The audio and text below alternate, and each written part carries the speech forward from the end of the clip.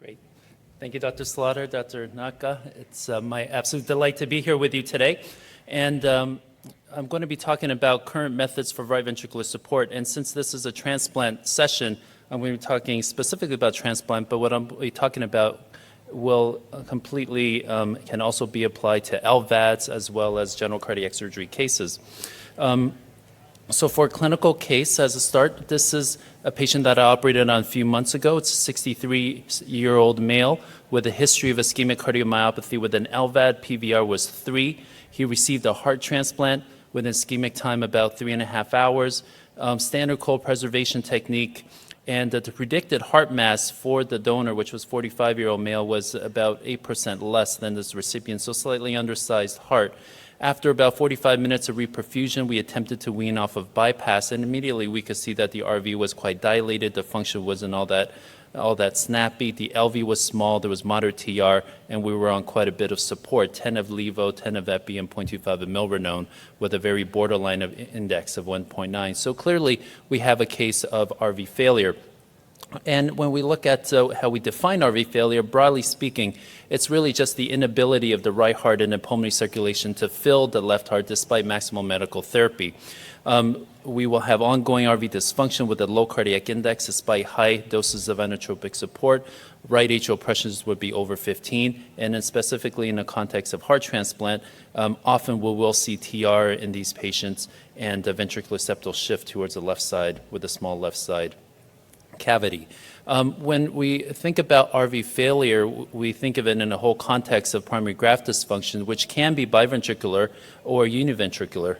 And univentricular likely is a more common etiology after heart transplant, but of course it could be biventricular as well. And in the literature, it also separates it from a secondary graft dysfunction when a discernible cause is identified, such as a hyperacute rejection, which is pretty rare, pulmonary hypertension, and intraoperative technical complications.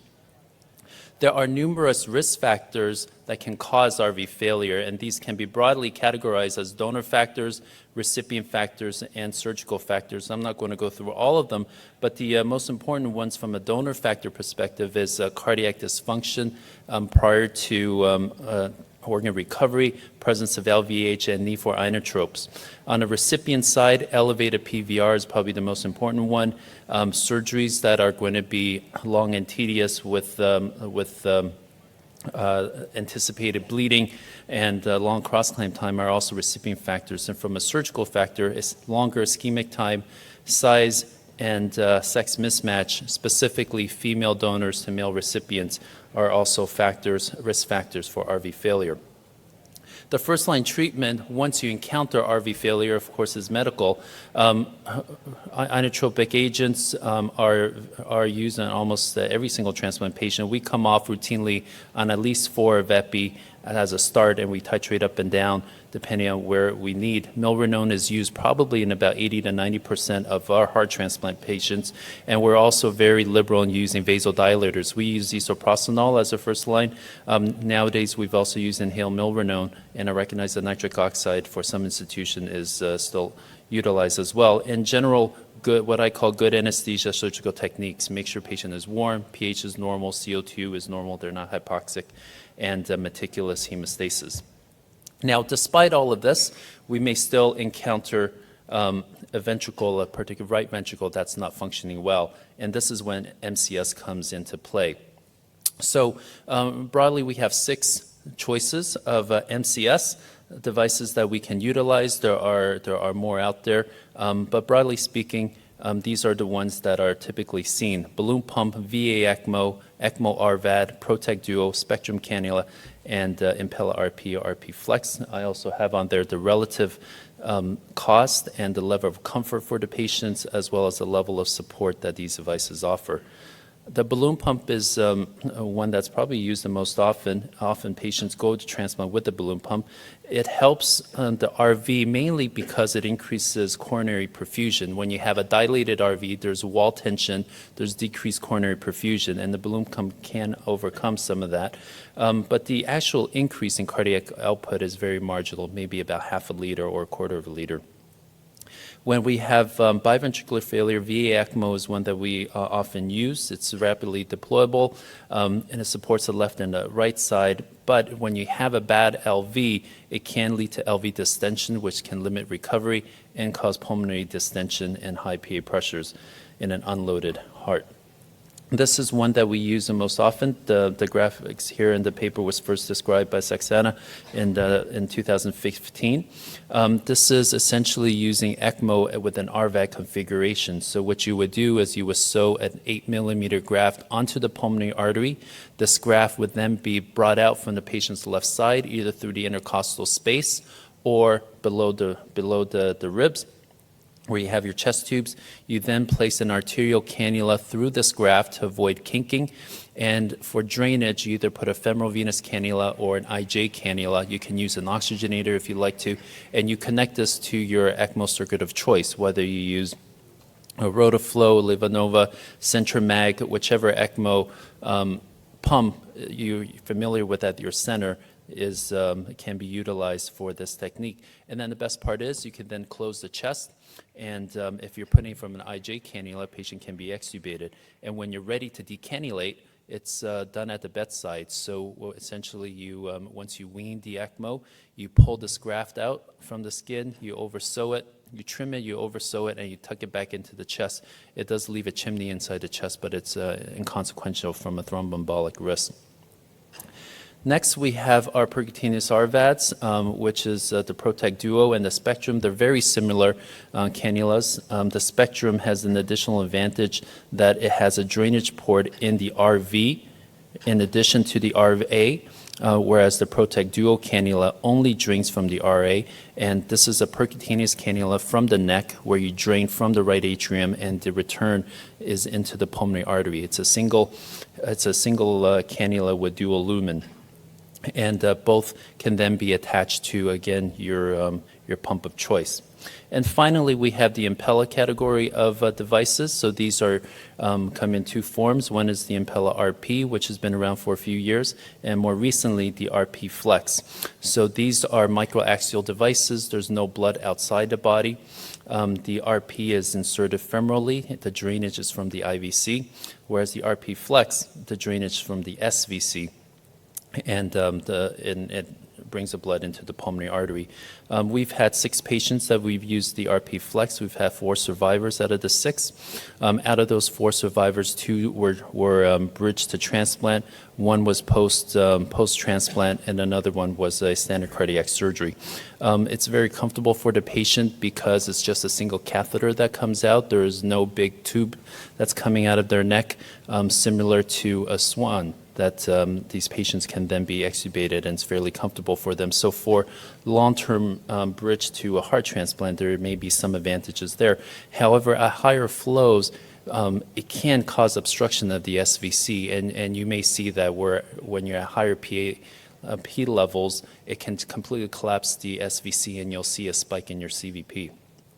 So this is our approach to patients with transplant and how we identify RV failure and mitigate it. So during our transplant, we do all fairly similarly at the Cleveland Clinic. We do a left atrial anastomosis followed by the aortic anastomosis, and then we take the cross clamp off. We then perform the IVC, PA, and SVC anastomosis with the heart beating. We remove the ICD, and that takes about 45 minutes approximately. During this time, we're starting our inotropes. If we feel that this patient has a high risk of developing RV failure, we'll start the inhaled Flolan as well. And then we try to wean the patient off bypass. If they fail to wean, we'll reperfuse them for another 20 minutes or so, no more than 20 minutes. And if they feel another wean at that point, we go to MCS right away. We try not to keep patients on pump for an hour, for additional hour or 2 hours, because then the coagulopathy that ensues can carry its own problem. So how we select our devices at the clinic, there's many different ways to do it, but in general, this is how we do it. When we have a closed patient, when we have a chest that's closed, and we have biventricular failure, we'll often have an Impella 5.5 on the left side, and for the right side, we'll have either a Spectrum or Impella RP. And if it's RV only, which is not that common, but it can, we'll have a Spectrum or Impella. spectrum is probably more common. After transplant, because the chest is already open, if we have biventricular failure, we'll use VA ECMO, and sometimes we'll need to add a vent if the PA pressures are high. And if it's RV only, then we'll use the ECMO RVAD, and often we'll just put the oxygenator in with the goal of taking it out within a few days. So here are some tips for preventing and treating RV failure. If you have a patient with a known high PVR going into surgery, we try to avoid sex and size mismatch. We'll try to oversize the heart. We try to shorten the ischemic time as much as we can, and we're very meticulous about shortening ischemic time. Our average ischemic time for transplant is approximately 3 hours. And when we have a patient who we feel have a high risk, then we'll consider using the OCS and the Sherpa pack. We'll use a rapid transfuser if we think that there's a significant bleeding risk, and use PCC to avoid the volume, and use MCS early. And we always, again, have a syringe of epi on the table in the case that we have situations where you get what we call the doom spiral, where you get hypotension, RV dysfunction, TR. The drips that anesthesia are giving, the pushes that they give is ineffective because it just circulates in the right atrium, and you can get shock within a few minutes. So taking the epi, injecting it directly into the root has rescued some of our patients over the years. So in conclusion, RV failure after transplant is not uncommon, and you must be prepared for it because you will inevitably see it. Prevention is better than treatment. We deploy MCS early rather than salvage. There's numerous options of devices out there, so consider the resources that you have available at your center and your expertise, and develop a go-to strategy for closed chest and open chest patients so that you can deploy it very rapidly when the situation comes. Thank you very much for your attention. You almost made it. Congratulations. So time for one quick question so that we can stay on track. John Taranis from Vanderbilt. I always worry in the immediate postoperative setting where you have a stiff LV, you might have arrhythmias, that with isolated RV support, you could very quickly flood the lungs if you're not careful. I'm just curious what your experience has been with isolated RV support in the post-op setting. Yeah, you're absolutely right. When you have RV failure and an LV that's appear to be working well, when you start the RVAD, sometimes it unmasks the fact that the LV is actually not working well. In that case, we will keep the RVAD, and then we'll add either ECMO or just an isolated left ventricular support. But there are times where you start the RVAD, and as you go up on the flows, you see the PA pressures go up immediately, and that's clearly a sign that the LV is not ready to accept that blood that's delivery. And then you got to worry about, you got to have a strategy how you're going to support the left side as well. And typically, it's either VA ECMO at our center most of the time in that setting.